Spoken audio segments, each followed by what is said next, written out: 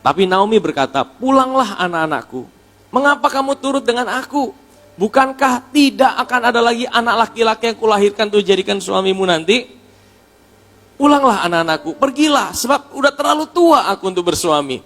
Seandainya pikirku ada harapan bagiku dan sekalipun malam ini aku bersuami, bahkan sekalipun aku masih melahirkan anak laki-laki, masa kamu mau nanti mereka sampai dewasa? Masakan karena itu kamu harus menahan diri dan tidak bersuami?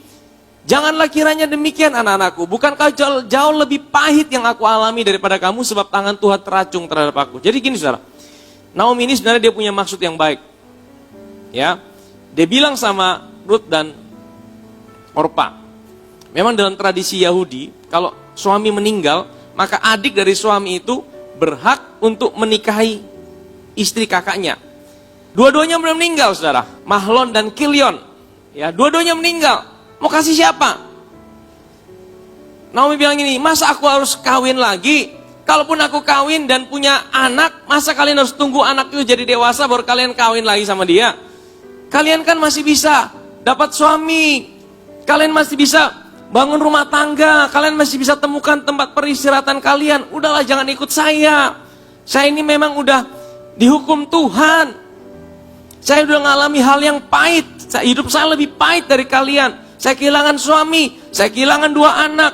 Kalian cuma kehilangan suami, kalian masih muda. Kalian masih bisa cari suami yang lain. Sebenarnya ini solusi yang bagus sepertinya seperti itu. Ya, tapi ini juga sebuah ujian buat kedua orang ini saudara. Yaitu Ruth dan Orpa. Sebuah ujian untuk memilih. Menangis pula mereka dengan suara keras.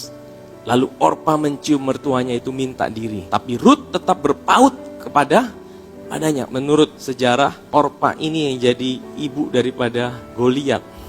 Tapi Ruth tetap berpaut padanya. Berkatalah Naomi, jadi Naomi masih desak lagi. Telah pulang iparmu pada bangsanya dan pada para allahnya. Pulanglah mengikuti iparmu itu. Ayat 16. Tapi kata Ruth, jangan desak aku meninggalkan engkau. Dan pulang dengan tidak mengikuti engkau. Sebab kemana engkau pergi, ke situ jugalah aku pergi. Dan di mana engkau bermalam, di situ jugalah aku bermalam.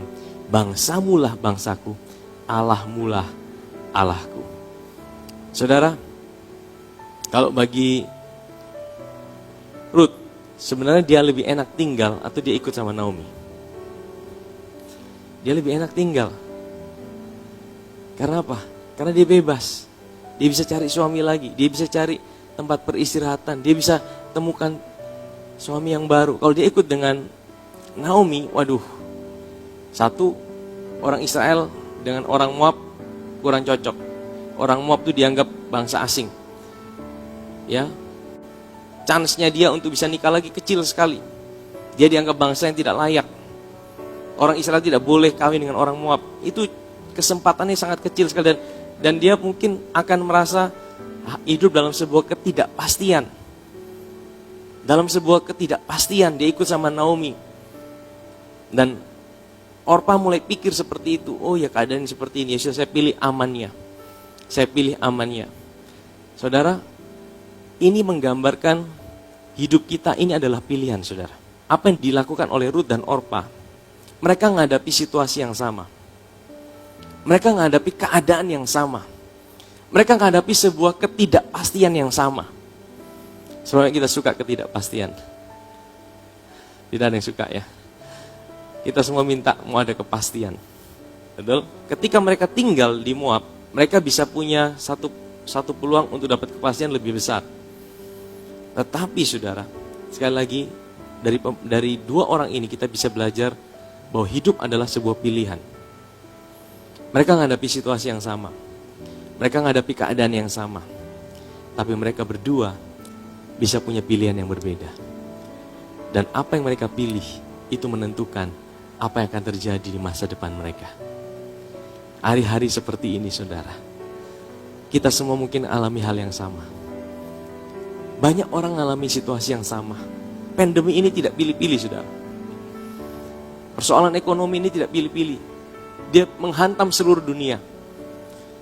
Tetapi respon kita atas situasi ini yang akan menentukan apakah kita akan menuai atau tidak di hari depan kita.